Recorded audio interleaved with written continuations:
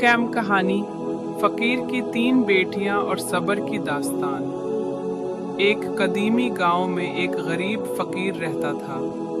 इसके साथ उसकी बूढ़ी माँ और तीन बेटियां थीं। बेटियां हम उम्र थीं, करीबन 8 से 10 साल की। माँ की उम्र 60 साल के करीब थी।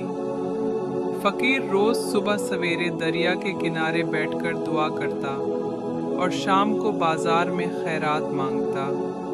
एक दिन शदीद बुखार ने फकीर को गिरा दिया। कई दिन बिस्तर पर गुजारने के बाद फकीर का इंतकाल हो गया। घर में अब सिर्फ बूढ़ी नानी और इसकी 3 मासूम नवासी रह गईं। दिनों का गुजर बसर मुश्किल हो गया। भूख सताने लगी। नानी ने हिम्मत की और अपनी बच्चियों के साथ मिलकर लड्डू, समोसे और पकोड़े बनाना शुरू किए। वो रोज सुबह बाजार जाती। तीनों बच्चियां अपने नन्हे नन्हे हाथों से ठेला लगाती, सामान सजाते और ग्राहकों को बुलाते।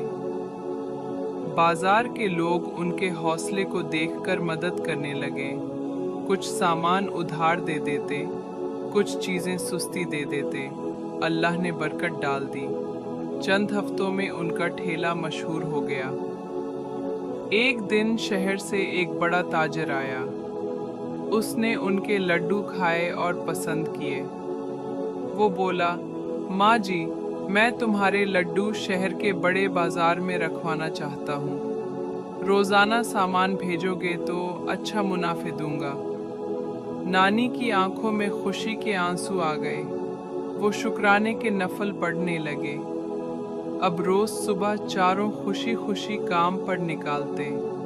गांव के लोग उनकी हिम्मत की मिसालें देने लगे, गुर्बत के साए छटने लगे। आखिरकार अल्लाह ने उनकी मेहनत, सब्र और दुआ को कबूल फरमाया और वो गांव की कामयाब और बाइज्जत फैमिली बन गईं।